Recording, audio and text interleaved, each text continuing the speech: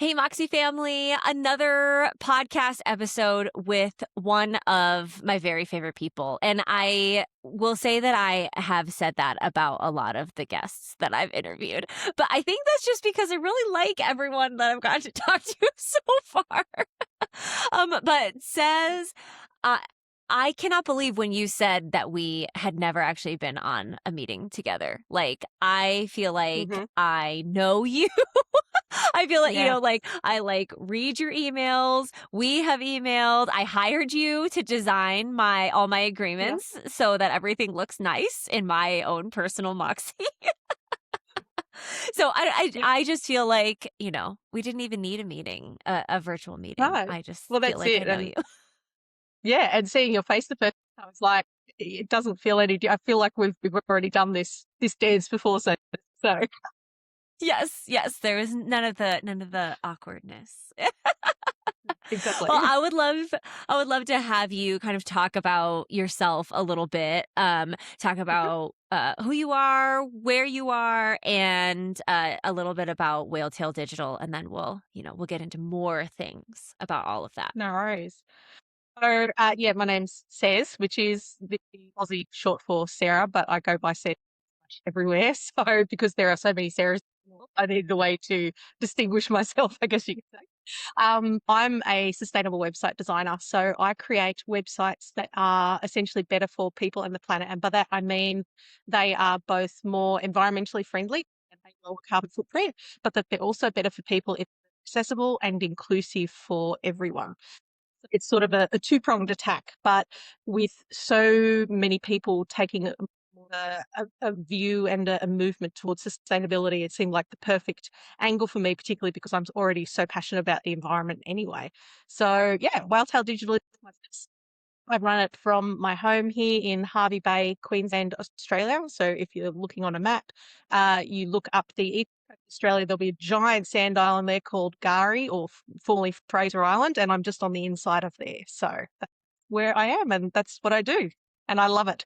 I've been I've been working with websites now for 25 years since I was in high school, and I only started the business in 2021.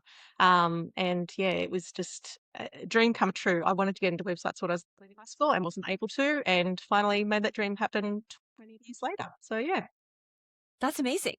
I did want Mm, to talk about that. I've been starting kind of each of these episodes talking about like what did you want to be when mm, you were in those like formative years, and how have you kind of seen that desire kind of, line its way through to mm. where you are now? It's really interesting because I think the one of the emails he'd sent me, it said like, what did you do when you were 7 years old? And what I wanted to be when I was 7 to when I was in high school, there is sort of a similar thread, but it's not exact. So as a 7-year-old, the two things I'm actually passionate about were dancing. I was such a mad keen tap dancer. I'm the next like Fred Astaire, Ginger Rogers, I swear to God. But the other thing that I loved was dinosaurs. I did actually look at getting into a paleontology course for university when I was leaving high school. I know, right? I I actually was literally one of just had a conversation with someone who was like, I want to be a paleontologist. And I said, yeah, we go back and listen to this episode. I said, didn't we all want to be yeah. paleontologists? And this just confirms we did. We all wanted to be paleontologists. So, like, for so much of my childhood, because Jurassic Park came out when I was 13, and immediate, like, and even to this, one of my top 5 movies, I wanted to be Dr. Alan Grant. So, I actually did geology as part of my high school certificate, which is like the year 11, 12, graduating high school, the big exams out here. And sort of my overall result because of the way that they scale things. But I just love geology, and even to this day, I still love geology. But I found that it wasn't going to be something that I didn't want to be stuck in academia forever. But at the same time, I'd gotten involved in websites and online fandom. It was sort of like that STEM line through it. I've always been sort of really interested in. And yeah, that was basically how I got into websites was I started this is back in the days of GeoCities and hand coding everything in Yes, HTML. That was GeoCities. my training, yeah. That was my training ground. So that was basically where I started and building fanish websites for like different fandoms and stuff like that. And it just basically carried through as a hobby through that whole time. When I was leaving high school, I was living in a little regional town. So there were options there for a lot of web designers. The only options were working for marketing agencies, which, no offense, but they were all run by do bros. No, thank you. And web design for women just wasn't a thing. So it was only when I was leaving my government job in 2020, I needed something to replace my income essentially. And I thought, I'm going to give web a crack. And it's amazing to see how many women there are in web design now. And that's one thing that's sort of come through this whole journey for me is at some point I would love to be able to mentor younger women who are coming through in particularly in web design, because they've got so much opportunity now that I didn't have when I was growing up. And I think it's fantastic that they do. So yeah, that's sort of the whole journey that I have been through, from sort of, dinosaur mad kid through to female web designer. So yeah. That's amazing. I also, this is based on no facts or research. I feel like there are a Mhm. lot of amazing Australian women web Mm. designers. Like that Oh, might just be like the side of the internet that I'm on, but yeah. I do feel like I know a fair Yeah, amount oh, of 100%. incredibly talented like Yeah, I women know, web it's designers in Australia. absolutely. And just from the networks that I'm a member of, and some of them are multinational, like Facebook groups, stuff like that. But they just seem, I don't know if it's just that the Australians are very loud or very vocal, but there seem to be a lot of us. Absolutely. Yeah. I do. I feel like I have a lot of questions for you about sustainability. So I won't spend Yeah, go. all of our time there, but I do want to spend a fair amount of time talking about that because I think, you know, I, n- I think when we normally think about sustainability, we don't, Mm, website is not the first thing that comes to my no. mind. So, Mm. what are things that we are not thinking about with sustainability when it comes to like websites and, kind of the way we use them and design them? Mm. Well, I suppose the place to start is that it's not just websites, but it's all digital anything. So anything that we touch that is electronic and digital, anything online, it all adds a carbon footprint. And basically, it is the movement of data between data centers all over the world that requires electricity to run, which then creates carbon emissions. That's basically where it comes from. And the way that the sustainability with the website side of things sort of fits in with that is that the heavier and slower a website is, the more data is transferring back and forth, the more electricity is needed, the higher the carbon emissions. So the idea is to basically to lower the carbon footprint of a website. You want to optimize the site as much as possible, make sure that it's loading fast, that all of your images have been optimized and compressed, that you're not using bloated code, all of those things that actually make for a better website experience anyway, actually help lower the carbon footprint. Okay. I that is Mm. like it's such an incredible explanation. How would I know if Mhm. my website is sustainable? Like I know you kind of mentioned a few things there, but what are some Mm. like keys maybe Yeah. for me to take a look at? So the main things that I generally get people to check are there's a couple. So the first is to check the website carbon footprint. There's a couple of different carbon calculators out there that you can pop your URL in. So one is websitecarbon.com, another is ecograder.com, as in like grading your website, and the other is digitalbeacon.co. So what I do for any of my client sites when I'm working, because I actually take before and after performance estimates of them, I actually take an average between the three to give me a really sort of clear idea of where the carbon footprint is sitting. So that's the first thing, to get an idea of the footprint. And once you've got that, that then gives you a starting point of, oh, I have some work to do, or oh, it's not as bad as I actually think it was going to be. The egrader.com site in particular will actually give you a list of problem areas that you can actually attack and like action to make those things better on your website. That's the one I really recommend more than the others.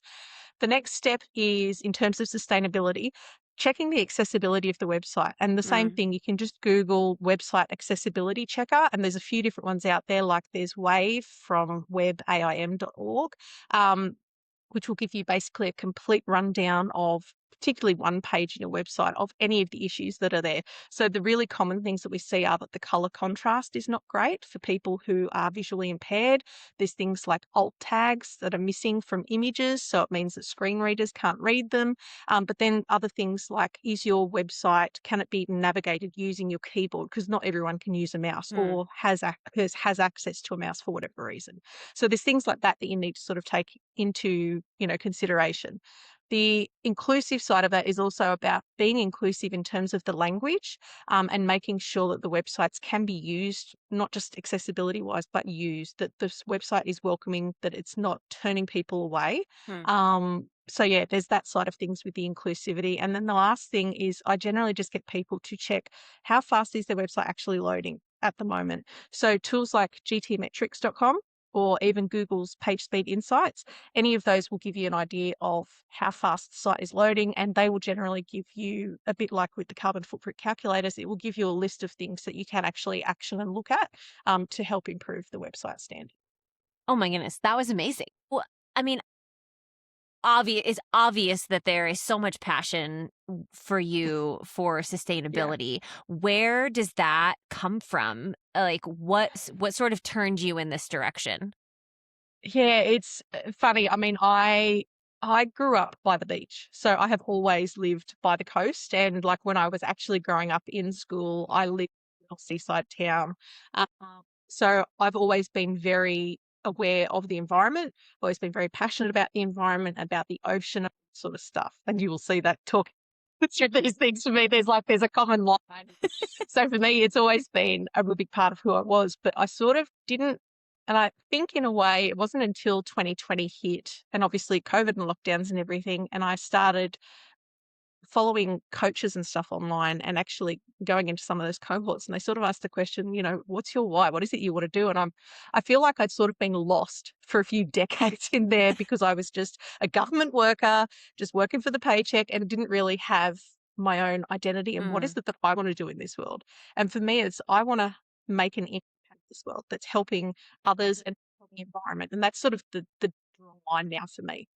So yeah, that's basically sort of where all of this passion comes from. Is it started when I was a kid. Now I feel like working through sustainable websites, I'm not only helping clients, but I'm helping the wider population as well. And also just from an education and awareness side of things as well. Because when I first got into this sustainability a few years ago, no one really knew about it. There was like the smallest percentage of web designers who even had an idea. And I didn't actually find out about it myself until I attended the Women of Web Summit. And Sandy from Green the Web was actually doing a talk on sustainability. And as soon as she started talking about it, I was like, oh my God, this is exactly what I've been looking to This do is in my it. business. Because seriously, I mean, I felt like you said before, there's so many women Australian web designers, and I sort of felt like I was getting lost in the shuffle, but I was sort of like, what is my difference here? Like, what am I doing that's different to them? And this was something that just so perfectly aligned with my business and what I wanted to do in the world. I was just like, oh, it was like a lightning bolt, honestly. So I was sort of like all in from immediately that point. I was like, that's it. I'm getting into this whole sustainability space and educating people around it and even people who are in the sustainability space, and that may be things like ecotourism businesses and stuff like that, they don't even understand. Like they may only get half of it. A lot of them are like, oh, we've got to make sure our website's accessible. I'm like, but do you realize that your website is also not performing in terms of carbon footprint? And they're like, what does that mean?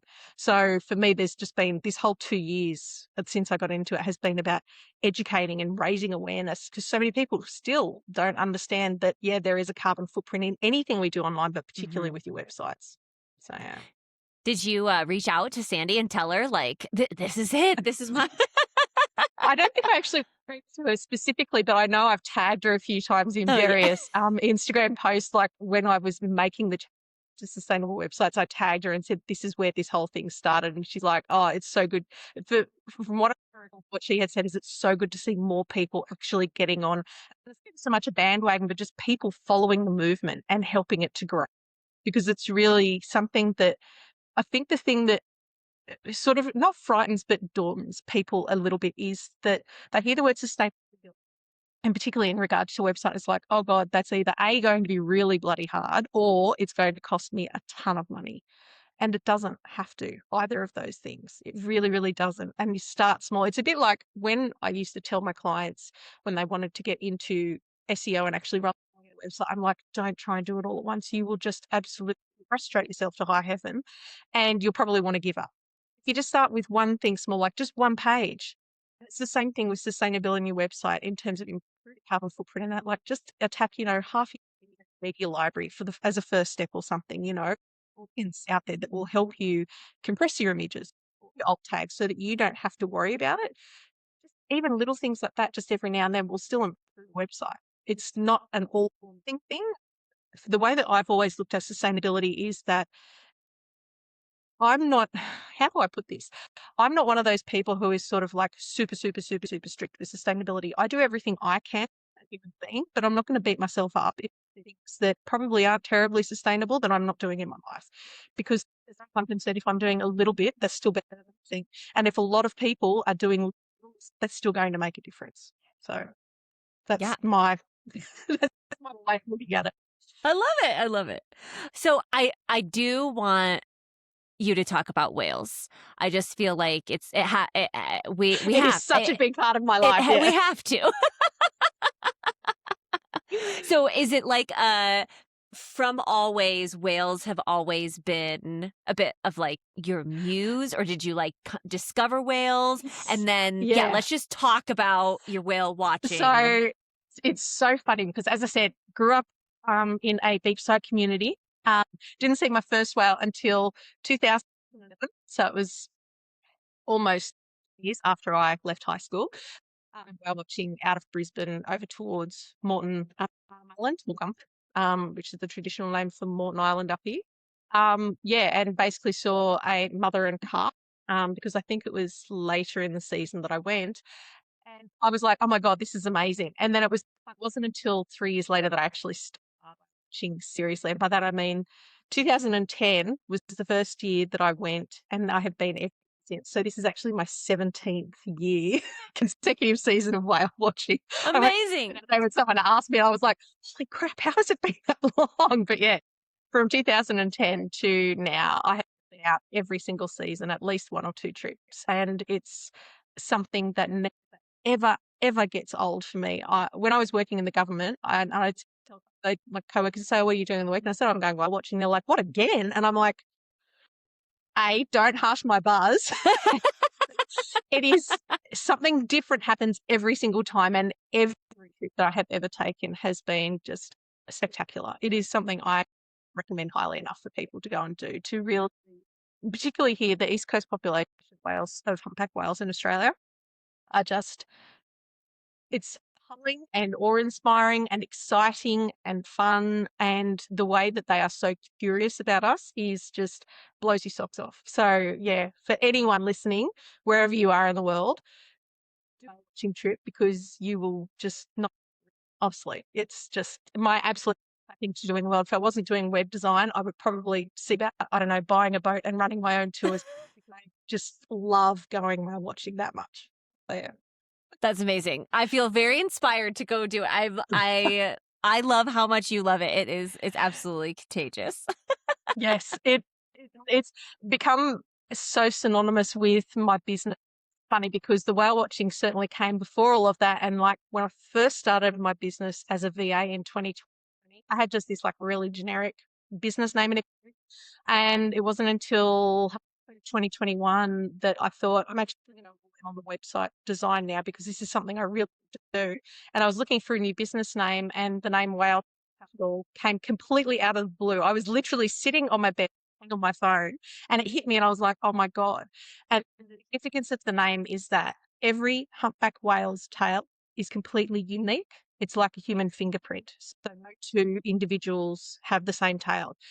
And from a business point of view, that's how I see my, they're all completely individual. Their needs are different. The way, out there in the world is completely to them. And it's also how I want to treat my clients, and lots of services that I want to provide to them. So that was how Whaletail Digital came about. And to take it one step further, the actual whale tail in my logo is based off a photo that I took. The brand designer, Brodie Rose, who I got to do my branding, I'd sent her a couple of photos, and that whale is actually called Smiley because there's some mud in his peduncle just below his tail that looks like a little emoji, a smiley face. So yeah, that whale is actually one of the ones that I photographed off the Gold. That's amazing. I had read on your site about Mm, the whale tails, but I did not know that yeah, your logo is yet yeah. you took that photo. That's amazing. So as we close, I have been asking, if you had an opportunity, which you essentially do here, to talk Mm. to entrepreneurs and other business owners, what is something that you want to make sure, like you wish that other business owners knew this thing? Oh, I suppose personally from my thing is just that more people were aware of their websites are doing, and not even necessarily from a sustainability point. A lot of people still see a website as, oh, it's the box I need to tick. And it's like your website can be so much more than that. It can be so much more than that. It's the team member working 24/7 when you're taking time off or you're going, to drop the kids off to school or any of those things. It is still out there working for you. So it's not something that you should just be like, oh, I've got a presence online. It's just something that I've forgotten about. Treat it as an actual tool that can bring in leads for you. Make sure that your contact form is working. But on the sustainability side, yes, please do just check the carbon footprint and make sure that it's not, chugging out so much carbon that it's ridiculous. Like that, you're putting some of these fossil fuel factories to shame. It's such an easy thing to check, and it's such an easy thing to fix as well. But yeah, that's probably the thing. Just take your website seriously, please. Don't just think of them as just a thing that you've because they can do so much more for your business than that. Please. I love it. It's amazing. I love that perspective and also, that you've shared so much about that you making your website sustainable and better for Mm, everyone, like better to use, better for you, better for the environment, mm, can be something that is approachable. So thank you yeah. so much for so generously sharing so much great information and just being an incredible human. Oh, This is thank so you. fun.